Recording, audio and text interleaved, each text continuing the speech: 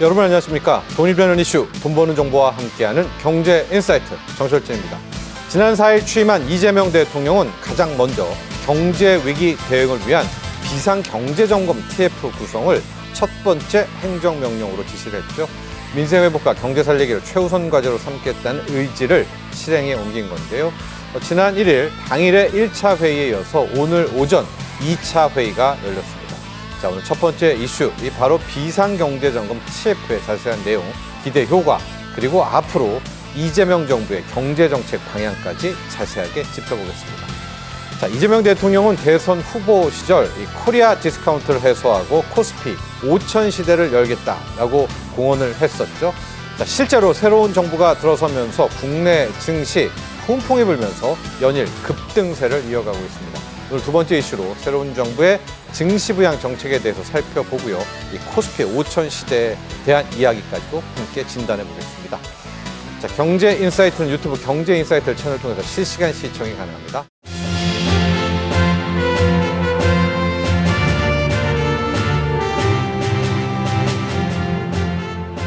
민생 회복과 경제 살리기부터 시작하겠습니다. 불황과 일전을 치른다는 각오로 비상경제 대응 TF를 곧바로 지금 즉시 가동하겠습니다. 국가 재정을 마중물로 삼아 경제 선순환을 되살리겠습니다.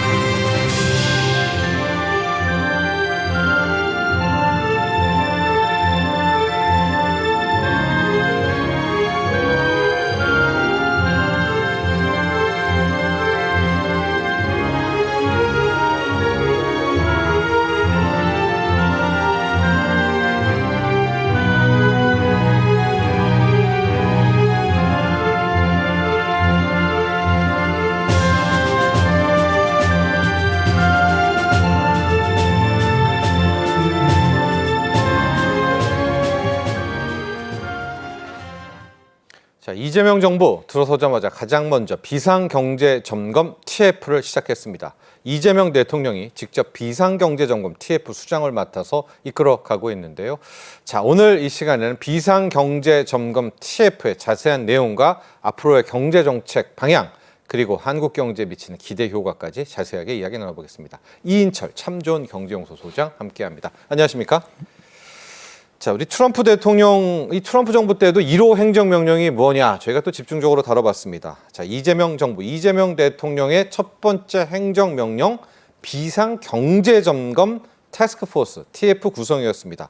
비상경제점검입니다. 그만큼 이제 경제, 이게 내수든 또 트럼프 관련한 수출이든 가장 중요하다, 이렇게 의미를 찾아볼 수 있을까요? 그렇습니다. 취임식 첫날 네. 1호 행정명령에 이목이 집중될 수밖에 없다라는 생각이 드는데요. 말씀하셨던 것처럼 1호 행정명령은 비상경제점검 TF 구성을 지시한 것이었습니다. 그만큼 현재 경제 상황이 녹록치 않다라는 이제 반증인데요. 네. 그날 밤에는 직접 회의를 주재했습니다. 이 대통령은 이런 이제 행보에는 경제 회복과 민생 안정에 최우선 순위를 두겠다라는 강력한 메시지로 해석을 할 수 있는데요. 앞서 취임식사에서도 모두의 대통령이 되겠다라고 선언하면서 정파를 넘어서 통합과 실용을 강조했습니다. 특히 경제 문제를 불황과의 일전이라고 표현하면서 긴급대응 체제를 통해서 민생 위기부터 해결하겠다라는 의지를 드러낸 것인데요. 또한 이제 국가 재정을 마중물 삼아서 경제 선순환 구조를 복원하겠다라고 밝혔습니다. 실용주의적 시장주를 표방하면서 이념보다는 실용 중심의 국정 운영을 예고하고 있는데요. 어쨌든 이 비상경제 점검 이 태스크포스는 민생과 경제를 회복하기 위한 신속한 대응의 어떤 시발점이면서 국정 전반에 대해서 실용주의 노선을 상징적으로 보여주는 첫 조치로 해석이 됩니다. 자, 비상경제점검 태스크포스 팀입니다. 이재명 대통령이 직접 이제 이끌고 있는데, 저희가 듣기로는 이게 단순히 이제 경제 관료만 있는 회의가 아니라 민관, 민간 사이에서도 함께하는 뭐 그런 회의라고 들었거든요. 좀 구체적으로 어떤 주체, 어떻게 좀 구성되어 있는지도 한번 살펴보죠. 맞습니다. 이제 비상경제점검 TF는 이제 비상 상황에 대비해서 경제 전반의 종합적인 이 흐름을 좀 점검하고 대응하는 전담 기구입니다. 대통령이 직접 주재하는 만큼 정책의 우선순위와 실행력을 강화하려는 목적이 큰데요. 이번 TF는 정부 부처뿐만이 아니라 국책연구기관, 민간 전문가가 함께하는 민관협력형 TF, 태스크포스로 이제 구성이 되고 있는데요. 참여 주체별로 좀 보게 되면 정부 부처에서는 기재부, 산자부, 국토부, 중소벤처기업과 금융위원회 등이 참여를 하고 있고 국책연구기관도 대수 포함이 되어 있습니다. 한국개발연구원, KDR 산업연구원, 대외정책연구원과 통계청 등이 그리고 민간경제와 통상 전문가들, 전직 고위 관료 등이 포함이 되어 있습니다. 이 대통령이 이 회의에서 경기 진작을 위한 과감하고 실질적인 대책을 주문하면서 실무자들까지 포함한 적극적인 대응을 강조하고 있는데요. 따라서 ETF는 정부 초기의 경제 현안을 총괄하는 컨트롤 타워 역할을 할 가능성이 크죠. 이는 경제 회복을 위한 전방위 총력 대응 체제 구축의 일환이자 속도감 있는 정책 집행을 위한 포석으로 풀이가 되고 있습니다. 자, 비상경제 점검 TF 1호 행정명령이었잖아요. 이제 구성한 명령 내린 당일날 2시간 넘는 강도 높은 회의를 했고 오늘 오전에 또 2차 회의를 함께 진행을 했습니다. 자, 소장님, 1차 회의부터 어떤 내용 좀 회의 내용이었는지 좀 공개가 되고 있죠? 그렇습니다. 네. 취임 첫날 이제 오후 7시부터 이제 긴급 첫 회의를 직접 주재했습니다. 이 회에서는 현재 경제 상황을 냉정하게 진단하고 실질적인 정책 방향을 설정하는 자리였는데요. 크게 보면 세 가지를 주목해 볼 수 있습니다. 첫 번째, 이 추가 경정 예산안의 편성입니다. 이 대통령은 재정 여력과 추경의 실질적 효과에 대해서 구체적으로 질의하고 이 빠른 시일 내에 민생 경제를 살릴 수 있는 수단으로 추경의 필요성을 강조했습니다. 따라서 이제 추경 편성 작업이 급물살을 탈 것으로 예상이 되고 있고요. 두 번째는 바로 코앞으로 다가온 대미 통상 현안입니다. 그렇죠. 예. 대외 리스크에 대한 진단도 함께 이루어졌는데요. 통상 전략과 함께 환율 방어에 대한 필요성도 논의가 됐습니다. 이외에도 가공식품 물가 급등과 내수 위축, 자영업자와 소상공인 회복 지원 등 현장의 체감 경제 문제에 대한 대책도 논의가 됐는데요. 특히 이제 지금 바로 시행 가능한 정책을 주문하면서 속도감 있는 대응을 강조했습니다. 특히 좀 다소 이례적이었다라는 평가를 받고 있는 건 이 대통령이 참석자들한테 자신의 휴대전화 번호를 일일이 직접 공유했습니다. 작은 발상이라도 직접 관계없이 직급에 관계없이 제안하라라고 주문하고 있는데요.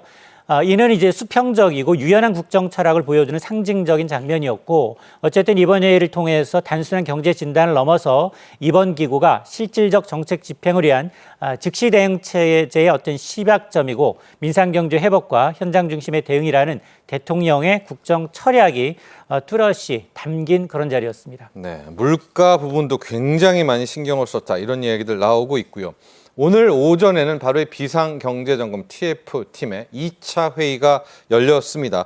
조금 전 이제 끝난 것 같은데 2차 회의 내용 저희가 좀 속보로 전해드려야 될 것 같습니다. 2차 회의에는 또 어떤 내용들이 오고 갔는지 좀 소개해 주시죠. 맞습니다. 네. 지금 이제 오늘 오전 비상경제점검 2차 회의가 열렸습니다. 정부는 추경안의 구체적인 규모와 향후 일정에 대해서 논의를 했는데요. 이외에는 이재명 대통령이 직접 주재를 했고요. 기재부 그리고 산자부, 국토교통부 등 이 주요 부처와 더불어서 금융위원회와 같은 차관급 실무자들이 직접 이제 참여를 했습니다. 이 자리에서 이제 모두 발언을 통해서 라면 한 개에 이제 2,000원이 진짜냐 라면서 콕 집어서 라면 물가를 언급을 했는데요. 네. 물가 대응 체계를 직접 마련해 보고해달라라고 이제 관계부처에 지시한 겁니다. 이는 이 대통령이 이제 이 물가 문제에 관한 한 국민들에게 너무 큰 고통을 주고 있기 때문에 현황과 가능한 대책을 챙겨서 다음번 회의 이전이라도 보고해달라라는 내용인데요. 또한 이제 물가 상승의 원인으로 정치적 이 불확실성과 수입품의 공급망 문제 등을 지적하면서 이를 해결할 방법을 모색할 것을 지시를 하고 있습니다. 네. 정부는 또한 추경 규모에 대한 이제 논의도 본격화하고 있는데요. 당초 이제 정부가 추경에 대해서는 지금 35조 원 요구했던 만큼 1차분 13조 8천 원을 재개하게 되면 20조 원 플러스 알파 정도의 이제 추경이 될 것으로 지금 예상을 하고 있는데요. 1차 추경안에 대한 이제 한 25만 원, 1인당 25만 원 규모의 전 국민 민생회복지원금은 물론이고 그리고 이제 자영업자 소상공인에 대한 이제 대출 탕감 예산도 포함될 것으로 알려지고 있습니다. 이외에도 이제 이 대통령은 1시간의 가치를 5,200만 시간에 달한다라고 비유를 하고 있는데요. 회의 참석자들에게 책임감을 강조하면서 실무자들이 현장에 대한 세밀한 이제 파악을 바탕으로 해서 회의에 이제 참석해 줄 것을 주문하고 있는데 어쨌든 이를 통해서 정부 정책의 실행력을 한층 강화하겠다라는 의도입니다. 네, 자 지금 2차 회의들 함께 지금 나오고 있습니다. 속속 속보가 전해지고 있고요. 저희가 2차 회의 내용은 또 종합적으로 나오게 되면 저렇게 여러분께 함께 들어가겠습니다. 나오고 있지만 역시 민생을 위한 재정의 역할을 중시 여긴다. 역시 추경에 대한 이야기들 많이 오고 간 것 같습니다. 아마 지금 모건 스탠리도 그렇고요. 외국계에서 35조 원 정도를 예상하고 있거든요. 우리는 1차 추경이 13조가 있기 때문에 13조 8천억이 이번에 2차는 20조 플러스 알파. 그러니까 우리는 지금 1차 13조, 2차 30조 정도를 생각했는데 약간 그거보다는 좀 적을 것 같네요. 50조는 아니겠네요. 오늘 연간은. 맞습니다. 네. 어쨌든 이제 새 정부는 20조 플러스 알파 규모의 이제 추경 예산 편성을 통해서 내수 활성화와 경기 부양에 직접 나설 것으로 보이고요. 네. 경기 회복을 위해서 속도감 있게 추경 편성을 지시한 만큼 좀 속도를 낼 것으로 보입니다. 이번 추경에는 어쨌든 전 국민 25만 원의 지역화폐 지급과 예. 소상공인의 이제 대출 탕감 그리고 사회 간접 자본, SOC 투자 확대 등이 포함될 것으로 알려지고 있는데 이는 코로나19 회복 지연에 따른 12.3 이제 계엄 사태로 인해서 경기 위축이 좀 심화되고 있고 예. 또 국제형 공백 등을 만회하기 위해서 응급 처방 성격이 짙습니다.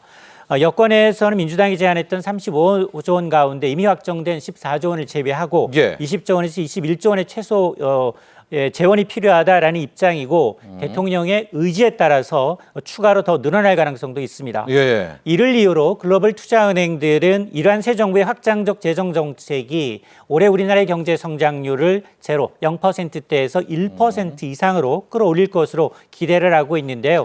실제로 지역화폐와 소상공인 지원은 민간 소비를 즉각적으로 자극할 수 있고 특히 SOC 투자가 들어간다면 취약한 건설 경기 회복에도 마중물 역할을 할 것으로 기대를 하고 있습니다. 예.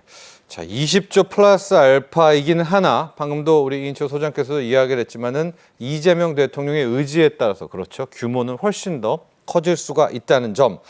자, 오늘도 추경에 대해서 상당히 논의가 있었던 것 같은데 지금 보면 지원금도 포함이 돼 있겠고요. AI 산업에 대한 지원도 있을 것 같고 AI 데이터 센터를 좀 SOC로 활용한다 이런 얘기도 많이 나옵니다. 맞습니다. 예. 어쨌든 이제 이 신기술에 관한 AI 제3대 강국으로 가기 위해서 100조 원의 네. 민간 투자를 포함한 재원을 마련하겠다라고 공약한 만큼 아마 다양한 재원 그리고 우리의 이제 성장 동력이 계속 계속되고 있는 만큼 미래 먹거리에 대한 투자, 과학기술 발전 분야에도 어느 정도 재원이 투여될 것으로 보이는데요. 어쨌든 이제 금융시장은 좀 환호를 하고 있습니다. 국내 증시는 허니문 랠리를 이어가고 있는데요. 지난주 이미 전고점을 돌파했고요. 네. 오늘까지 장중에 2,860선을 돌파하는 강세를 보이기도 했고 네. 삼성전자는 7거래일 연속 상승하면서 예. 장중 6만 전자를 탈환하기도 했습니다. 특히 외국인 투자자들이 이제 사흘째 순매수하고 있는데 거의 2조 원 넘게 네. 국내 주식과 선물을 사들이면서 네. 지수 상승을 견인하고 있습니다. 이번 TF 회의에서는 경기 대응을 위해서 목표를 하고 있고요. 그런 만큼 추경뿐 아니라 소기 쿠폰 발행이라든가 SOC 투자, 또 상권 르네상스 2.0 사업과 같은 즉각적으로 내수 경기에 자극이 될 수 있는 네. 여러 가지 제도 개선 내용도 포함이 되어 있습니다. TF 가동은 이제 단기적인 소비 진작책뿐만이 아니라 제도 개선을 통해서 구조적인 안정화 효과까지 기대를 하고 있는데요.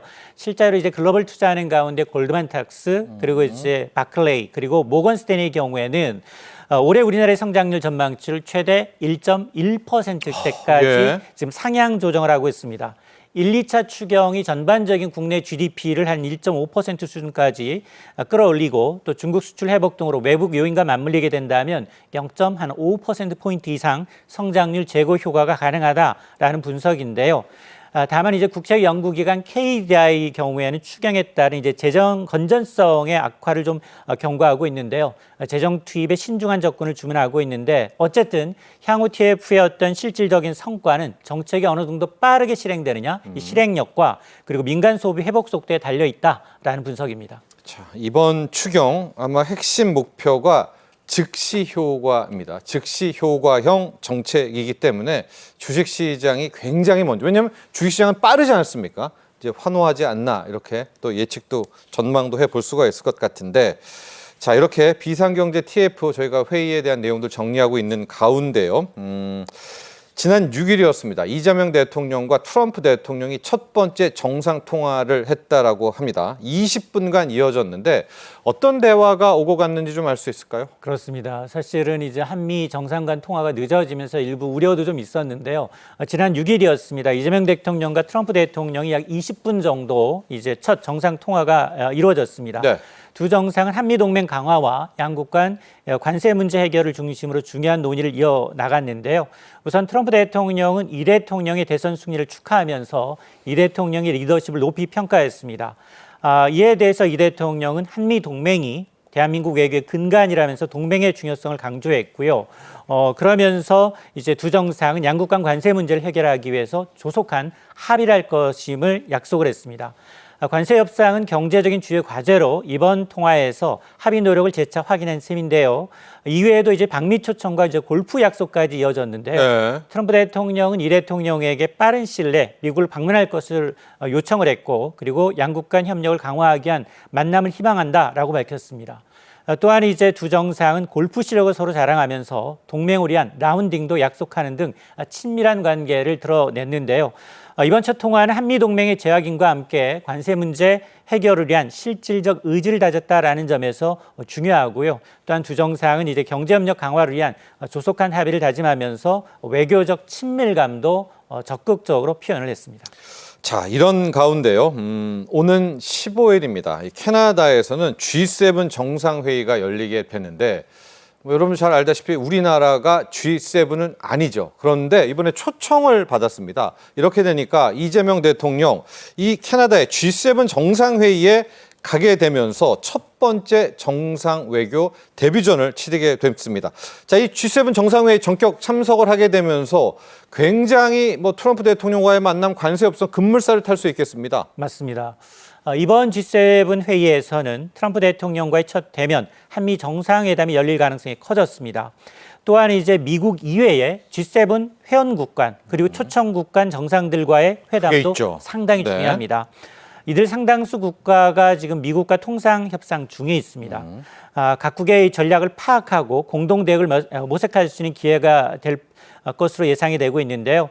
어쨌든 이번 G7 정상회의에서는 이재명 대통령에게 국제사회에서의 어떤 입지왕립과 한미 그리고 한일 관계 개선을 위한 중요한 기회가 될 것으로 보입니다. 네, G7이 이제 미국, 캐나다, 독일, 영국, 프랑스, 이탈리아 그리고 일본입니다. 그래서 이번에 한미, 한일, 한미일 정상회담 회의까지도 이제 기대감이 커지고 있는데, 이런 가운데 이시바 시게루 일본 총리와도 이재명 대통령 통화를 했죠? 그렇습니다.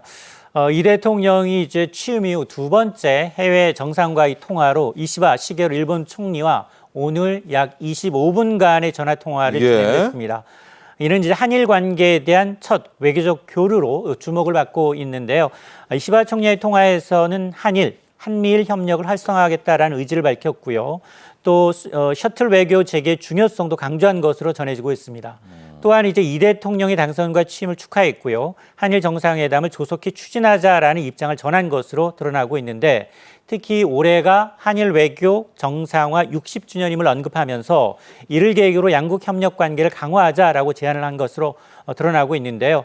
이번 양국 정상통화에서는 트럼프 미 행정부의 관세 정책에 대한 대응 문제도 경제 현안에 대한 의견을 교환했었을 것으로 지금 추정을 하고 있는 상황인데요. 어쨌든 이번 통화는 양국 간 외교 복원의 어떤 신호탄으로 해석이 되고 있고, 향후 이제 한일 이 정상회담 개최와 경제, 안보 협력 심화로 이어질지 주목이 되고 있습니다.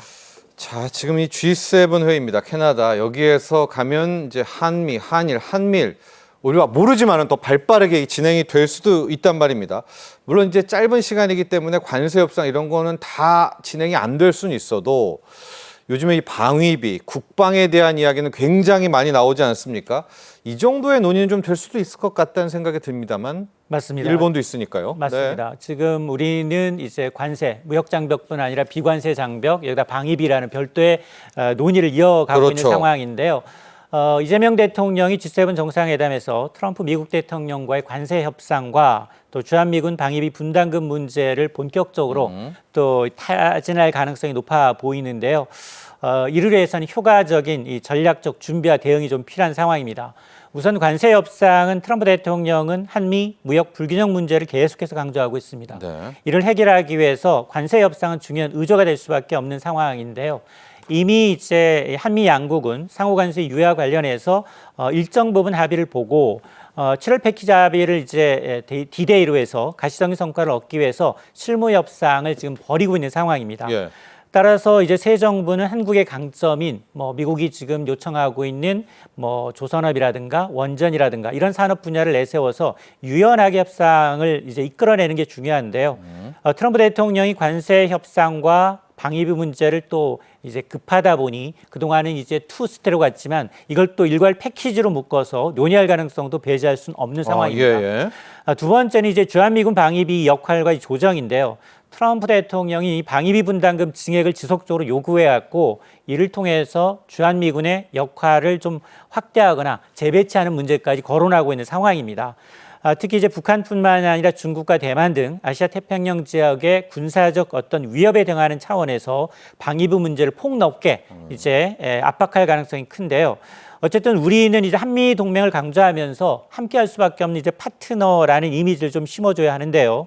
또 방위비 증액과 관련해서는 한국의 국익을 지킬 수 있는 구체적인 이제 조건을 좀 제시해야 하고 그리고 이제 일본도 똑같은 상황이기 때문에 예. 일본이 과연 그렇죠. 미국과의 이제 이런 방위비 협상을 어떻게 매듭짓는지도 좀 지켜볼 필요가 있어 보입니다. 네. 어쨌든 이 대통령은 이제 관세 협상과 방위 문제를 잘 조율하기 위해서는 유연한 대응과 더불어서 우리나라의 강점을 내세우는 전략이 필요하고 이를 통해서 한미 동맹의 어떤 신뢰를 더 이제 강화하는 계기가 돼야 합니다.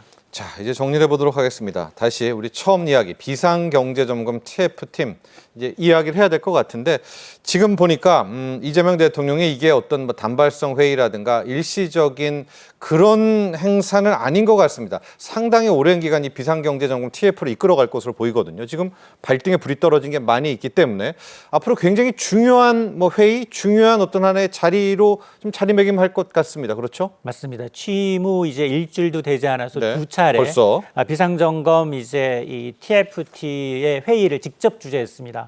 따라서 이 비상경제점검 TF는 단순한 임시 대응 기구가 아니라 예. 대한민국의 경제 회복을 위한 종합전략본부로 자리매김할 것으로 보이는데 이를 위해서는 지속 가능한 민생 전략 기구로 가능할 수 있도록 몇 가지 노력이 좀 필요한데요. 우선 TFT는 이제 단발적인 회의체가 아니라 경제 상황에 신속하게 대응할 수 있는 상시 운영 체계를 구축해야 합니다. 이를 위해서는 정부 내 각 부처와 협력하고 민간 전문가들이 참여하는 전문성을 갖춘 팀을 꾸리는 게 무엇보다 중요하고요. 두 번째가 지속 가능한 정책을 발굴해야 합니다. 단기적인 해결책뿐만이 아니라 장기적인 경제 구조 개선을 위한 지속 가능한 정책을 발굴하고 이걸 또 마련해야 하는데요. 산업의 혁신도 필요하고요. 노동시장 개혁과 기술 투자 등을 포함한 다양한 경제 전략을 추진하면서 이를 지속적으로 평가하면서 경제의 탄력성을 높여야 합니다. 세 번째는 이제 국민과의 소통인데요. 민생 중심의 전략을 실천하기 위해서는 국민과의 소통 채널을 강화하면서 네. 경제 회복에 대한 국민들의 신뢰와 참여를 이끌어내야 되는 숙제를 안고 있습니다. 네. 국민의 목소리를 반영하기 위한 정책 수립의 이제 핵심이기 때문에 이와 같은 노력이 뒷받침된다면 비상경제점검 TFT는 단기적인 위기 대응을 넘어서 지속 가능한 경제 회복 전략 기구로 자리매김할 수 있을 것으로 예상이 됩니다. 네, 알겠습니다. 지금까지 이인철 참 좋은 경제연구소 소장과 함께했습니다. 오늘 감사합니다. 자, 두 번째 이슈 보겠습니다. 준비된 영상 보시고 난 뒤 이야기 계속 이어가죠.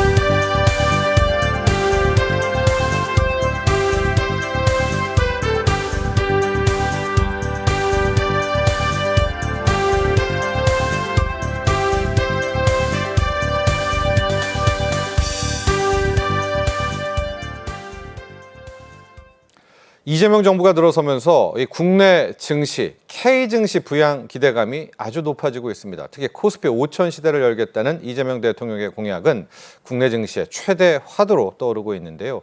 과연 K 증시 어디까지 올라갈까요? 자세히 이야기 나눠보도록 하겠습니다. 김학균 신영증권 리서치 센터장 함께합니다. 안녕하십니까? 네, 안녕하십니까? 네. 자, 코스피 5천 실은 뭐 다수의 전문가들이 우리 K 디스카운트가 있지 않습니까? 네. 이런 할인 요소만 좀 제거한다면 뭐 못 갈 수치도 아니다. 이런 이야기 많이 나오고 있는데요. 이재명 대통령 취임 이후 이 K 증시에 정말 훈풍이라고 표현을 해야 될까요? 폭발적인 상승이 나오고 있습니다. 여기엔 또 외국인 투자자들의 거침없는 순매수가 있고요. 우선요, 센터장님, 이재명 정부, 이재명 대통령이 이야기했던 이 주가 부양 정책, 뭐 정확히는 이제 K 증시 저평가 해소 정책, 뭐 이렇게 봐도 될 것 같습니다. 그 내용들을 한번 쭉 리스트해 보도록 하죠. 네, 뭐 기본적으로는 이제 지배구조 개선에 대한 고민이 많이 담겨 있는 것 같고요. 예.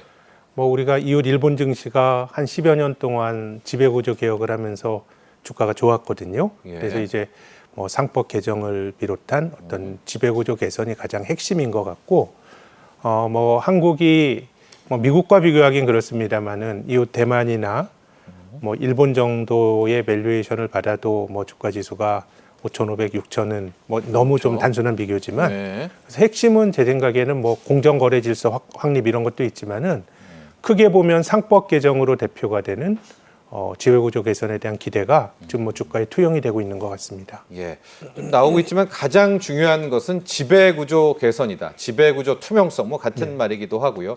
거기에 첫 번째 나오는 것이 상법 개정. 조금 이따가 저 상법 개정안도 저희가 아주 자세하게 짚어보도록 하겠고요.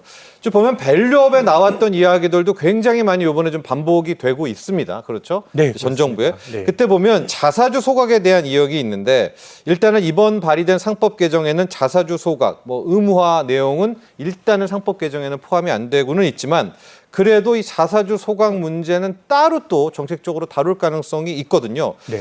정말 이게 이제 실제 현실화가 된다라고 하면 어느 정도의 상승 효과를 줄까요? 근데 제 생각에는 뭐 자사주를 가지고 지배주주들이 자기 이해관계에 맞는 일을 많이 했죠. 예. 이제 워렌 버핏이 운영하는 버크셔 해서웨이는 자사주를 삽니다. 근데 소각 안 해요. 예. 그걸 가지고 뭐 버핏 보고 왜 뭐 주주를 신경 안 쓰느냐 뭐 이런 얘기하는 사람 없지 않습니까? 네.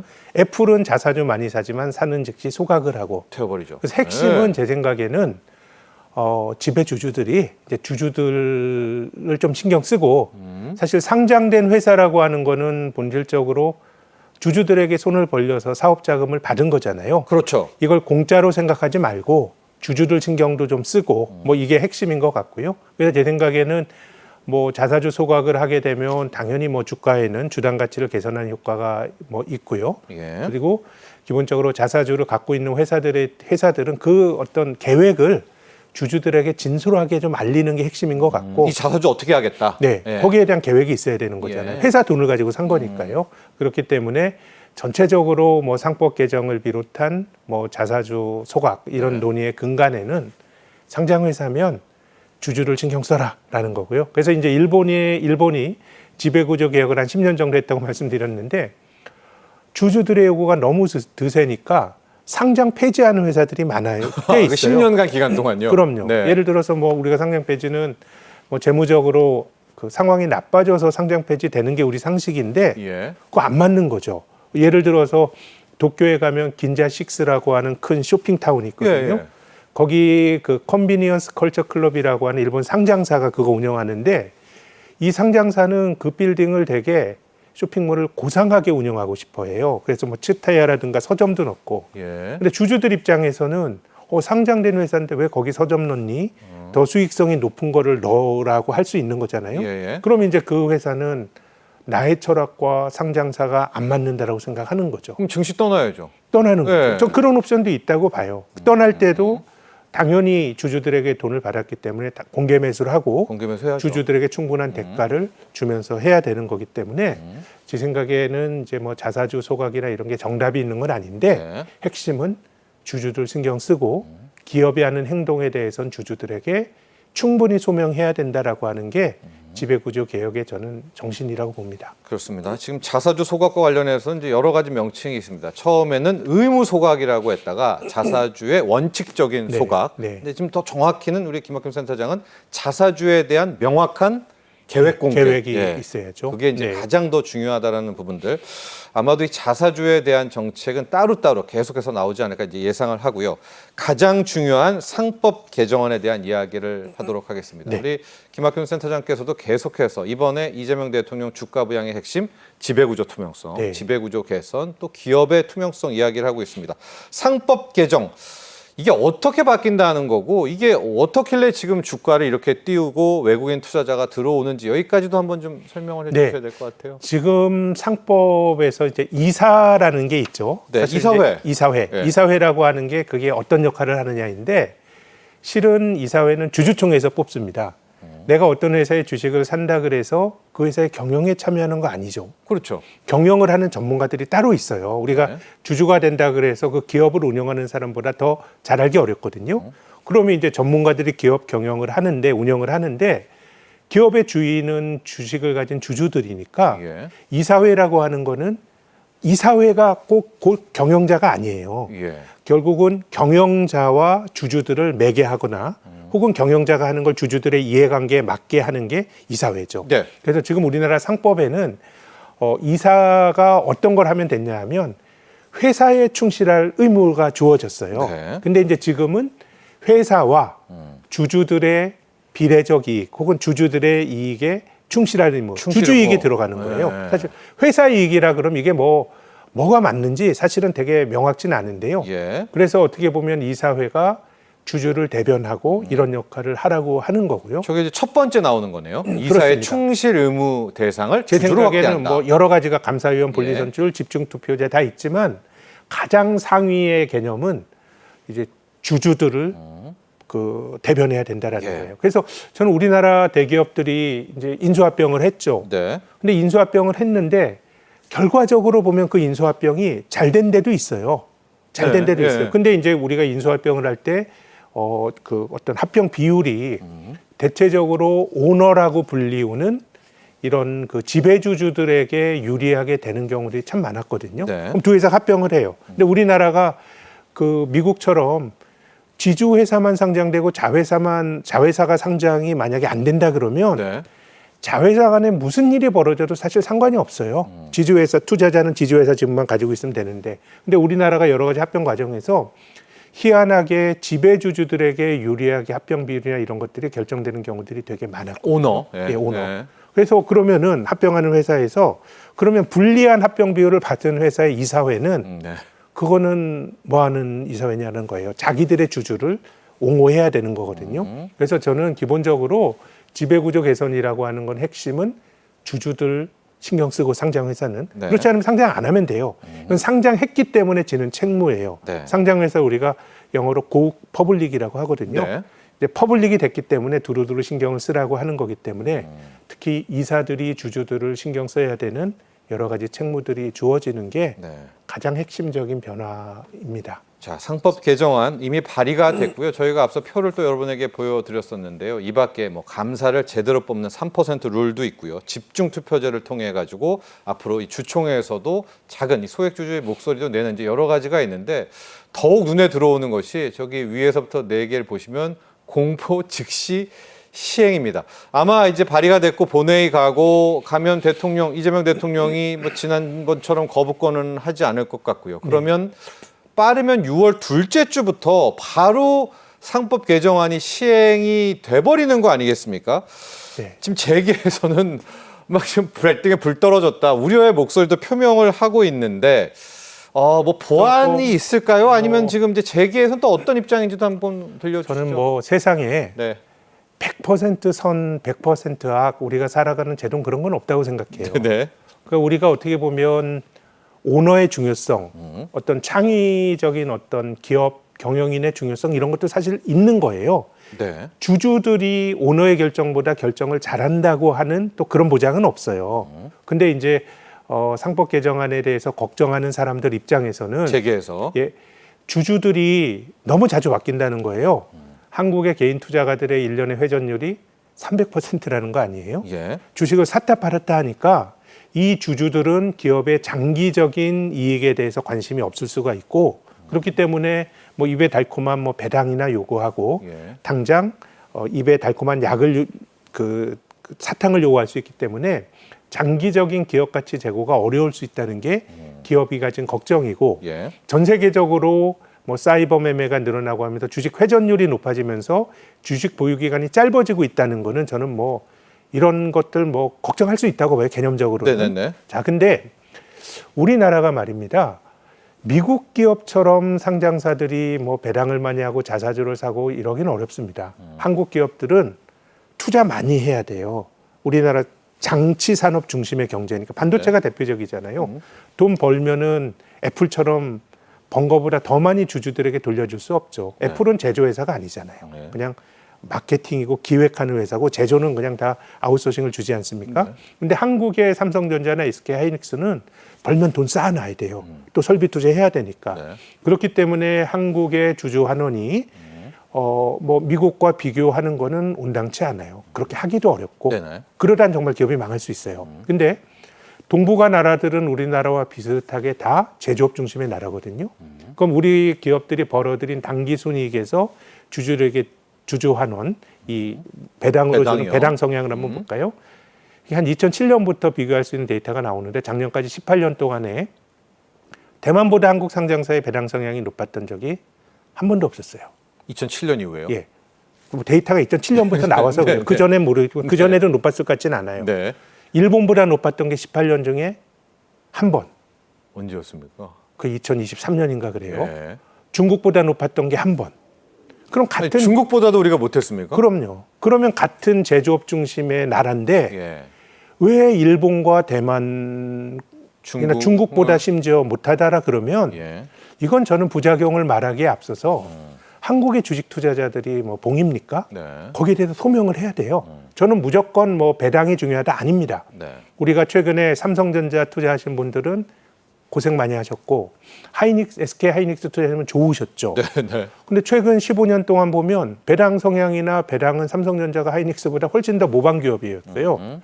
그러면은 배당 많이 준다고 해서 능사가 아니고 네. 그런 기업들은 투자를 잘해야 돼서 저는 핵심은 다 배당 이런 거 아니고요. 주주들에게 뭔가 좀 설명이 필요하다고 생각해요. 배당 안 하면 안 하는 대로 네. 이 돈을 어디 쓰겠다라고 하는. 그래서 저는 지금 한국에서 벌어지고 있는 거버넌스 지배구조 개선에 대한 논의가 우리가 독자적으로 한다기보다는 일본이 한 10년 동안 했던 걸 우리가 본따서 하는 거거든요. 네. 그거 한번 성공한 경험이 있어요. 알겠습니다. 그렇기 때문에 저는 한국 시장에 굉장히 큰 기회가 있다고 생각합니다. 자, 센터장님. 네. 지금 이재명 대통령 취임 직후 국내 증시가 폭등을 하면서 2,800선을 훌쩍 넘어서 네. 뭐 여름에 3천 간다 이런 이야기까지 좀 나오고 있고요. 좀 섹터별로 보면 특히 상법 개정안과 관련돼서 이 지주사 테마 네. 또 저 PBR이라고 하죠. 네. 여기에 외국인들도 지금 굉장히 많이 달라붙고 있고 뭐 주가가 30% 40% 단기간에 뭐 1, 2주일 사이에 급등하고 있고요. 시장에서는 이제 행동주의 펀드들까지 들어올 거다. 그러면 뭐 M&A 이슈까지 불붙을 거다. 이제 이런 이야기까지 나오는데 이런 흐름 맞습니까? 이렇게 좀 갈까요? 당분간? 조금씩 넓어지겠죠. 넓어질까요? 근데 이제 한국이 행동주의 하기에는 참 척박하죠. 이게 뭐 좁은 땅덩어리에서 학연의 지연의 뭐 지배주주 경영진에 맞서서 하긴 힘든데 네. 근데 우리랑 비슷한 나라가 일본이죠. 네. 뭐 다를 게 뭐 있어요. 근데 아베가 살아있을 때 서드 포인트라고 하는 굉장히 유명한 행동주의 펀드의 대표인 댄 로브를 예. 총리 관저에서 그냥 아베가 만났어요. 가타부타 얘기도 없이. 네. 근데 그 시장에 그 던지는 시사점은 되게 분명하죠. 아, 일본이 너무 정체돼 있고 잘 안 되니까 행동주의 펀드라고 하는 매기를 풀 거야라는 거였거든요. 아, 혼내려고 부른 게 아니라. 그거는 뭐 나는 거기에 대해서 불편함을 느끼는 기업도 있고 좀 그럴 수도 예. 있다고 봐요. 근데 이제 저는 그 세상에서 벌어지는 사람 사회에서 벌어지는 일이 자연과학에서 실험하듯이 네. 아주 진공관에서 모든 조건을 그냥 통제해서 하는 게 아니거든요. 네. 하다 보면 저는 부작용도 있을 수 있다고 보는데 전체적으로는 저는 지배구조에 뭔가 한국도 탄성을 가져오는 게 실보다는 득이 훨씬 많은 것 같고 네. 일본도 그런 변화들이 지난 10여 년 동안 있었다는 말씀을 드리고 싶습니다. 자, 단기, 장기, 이 장단기 전망 좀 한번 여쭤봐야 되겠습니다. 당장 올해 코스피 흘러감 좀 궁금하기도 하고요. 이재명 대통령의 코스피 5천 시대는 또 어떻게 바라보고 계시는지 두 가지만 함께 좀 의견 좀 듣고 싶습니다. 일단 뭐 우리 연내. 신정부 출범이 정책이 제 생각엔 지배구조 개선에 대한 정책도 있고 또 앞서 말씀하신 것처럼 이 내수 부양 정책도 굉장히 주식시장에 추경이요. 큰 영향이 네. 되는 것 같아요. 네. 사실 정부가 돈 써가지고 장기적으로 경제를 성장시키겠다라 그러면 사실 성장 못할 경제는 없어요. 네. 근데 불황일 때는 정부가 뭔가 해야 돼요. 그 효과가 있어요. 근데 지금 한국의 내수는 민간 소비, 설비 투자, 건설 투자 전부 불황이거든요. 네. 그러면 지금은 굉장히 정부가 돈 쓰는 거에 대한 논란이 많겠지만 지금 쓰는 돈은 확실히 저는 효과가 있을 수 있기 때문에 전체적으로 지배구조 개선과 내수부양 정책을 본다 그러면 네. 올해 한국 시장의 흐름은 저는 괜찮을 거다라고 생각을 하고 있고요. 뭐 장기적으로 뭐 5,000포인트 언제 갈지 뭐 이런 건 모르겠지만 네. 앞서서 제가 이제 대만과 비교를 했는데요. 우리가 뭐 대만 정도의 주주 환원과 대만 정도의 밸류에이션을 받는다 그러면 뭐 5,500, 6,000 갈 수 네. 있으니까요. 1,500선 정도더라고요. 네. 그렇게 보면 뭐 이게 뭐 엄청나게 가기 힘든 그것이 뭐 당장은 아니겠지만요. 네. 지속성을 가지고 추진하는 게 되게 중요할 것 같고 그래서 뭐 한 가지 꼭 말씀드리고 싶은 거는 밸류업이라는 거 지난 정권 때부터 시작했거든요. 네. 전 이거 이름도 바꾸지 않고 계속 했으면 좋겠습니다. 기업들에게 요구를 하고 기업이 거기에 대해서 반응을 하고 하는 일종의 소통의 과정이 시작됐거든요. 네. 그래서 우리가 이런 불씨를 잘 살려나간다 그러면 뭐 이웃 일본이 했는데 우리가 뭐 못하란 일본 참 변하기 힘든 나라잖아요. 그렇죠. 그렇게 해냈잖아요. 보는 네. 일본을 보면 한국도 좀 잘 될 수 가능하다. 있지 않을까라는 저는 기대가 큽니다. 이걸 봐야 되겠어요. 변수 부분 봐야 될 것 같습니다. 이제 트럼프 대통령, 트럼프 관세라는 변수도 있고 환율도 좀 함께 다뤄봐야 될 텐데 이 환율 원화 절상입니다. 원화 강세인데 이게 뭐 수출 기업에는 안 좋다고 하더라도 주식 시장에는 또 그렇죠. 호재다라는 시선도 함께 있거든요. 환율과 함께 우리 센터장께서 생각하는 변수, 뭐 암초 우리가 조심해야 네. 될 부분도 함께 좀 다 뭐 제 평가해 생각에는 뭐 장기적으로 한국이 뭐 경제가 드라마틱하게 좋아지거나 뭐 그랬으면 좋겠지만 뭐 지배 구조라든가 이런 부분들이 더 핵심적인 변수인 것 같고 장기적으로는 뭐 경제나 기업이나 성장의 동력을 찾는 건 이제 중요할 것 같은데 뭐 잘 될 수 있다라는 뭐 그런 확신이 들진 않냐고 큰 도전일 것 같고 네. 트럼프의 보호무역 이런 것도 도전일 것 같고요. 그렇죠. 관세 오히려 환율은 기회가 될 수 있다고 생각합니다. 절상이요. 그럼요. 환율 하락이. 예, 통화 가치가 절상이 될 때 그 국면에서 외국인이 주식을 안 산 적이 별로 없었어요. 맞습니다. 근데 원달러 환율이 너무 떨어져서 원화 가치가 너무 절상이 되면 한국 수출이 어려워지죠. 예. 근데 지금 우리가 4월 달에 원달러 환율 4월 10일 날 1,480원 갔거든요. 네. 그때 1,500원 가지 않을까 걱정했어요. 거기서 100원 떨어졌거든요. 네. 그럼 여기서 100원 더 떨어진다고 한들 그게 무슨 심각한 부작용이 있겠어요. 지금은 오히려 미국도 이 스티븐 미란이라고 하는 예. 그 백악관의 정책 자문이죠. 이 사람이 미란 보고서라는 걸 통해서 미국의 무역 수지 적자를 줄이기 위해서는 관세도 관세지만 다른 나라 통화 강하게 해야 된다고 주장하거든요. 약달러. 예. 네. 이게 너무 강하게 진행이 되면 문제가 있는데 지금은 굉장히 절묘한 기간인 것 같아요. 네. 원달러 환율이 여기서 뭐 5, 60원, 100원 더 떨어지더라도 저는 뭐 별일 안 날 거라고 봐요. 1,200원 가도 예, 수출 그럼요. 기업들. 예. 우리가 2022년 레고랜드 사태 있을 때 1,440원 환율 갔거든요. 예.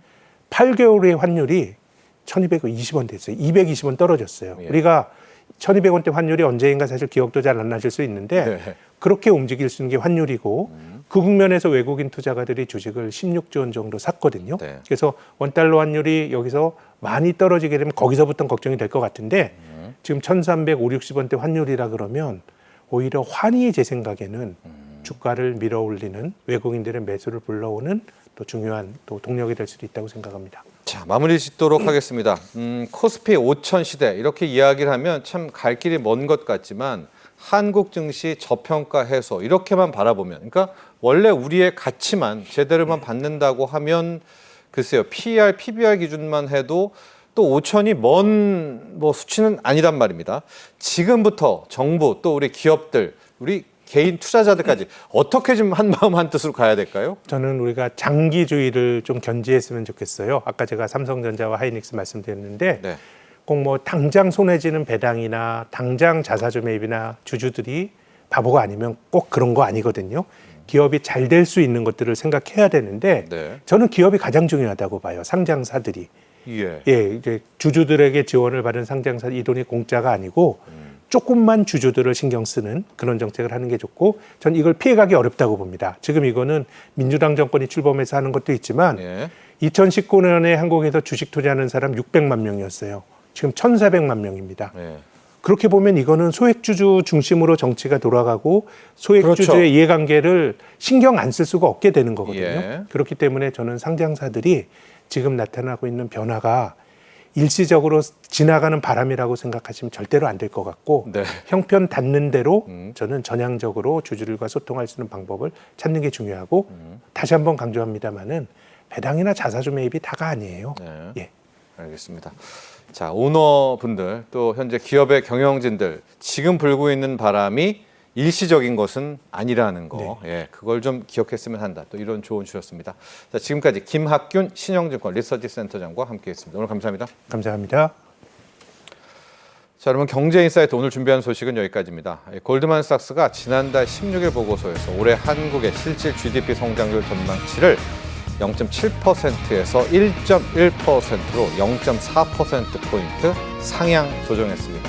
현대경종연구원은요, 최근 보고서에서 우리 경제가 1분기 저점 찍은 뒤 2분기부터 회복 사이클에 진입할 수 있다. 이런 분석도 내놨습니다. 자, 이렇게 긍정적인 분석이 속속속 나오고 있거든요. 자, 이런 흐름 속에서 우리 한국 경제 어서 빨리 상승세에 올라타기를 기대해 보도록 하겠습니다. 수요일 오후 3시에 다시 뵙죠. 시청자 여러분, 감사합니다.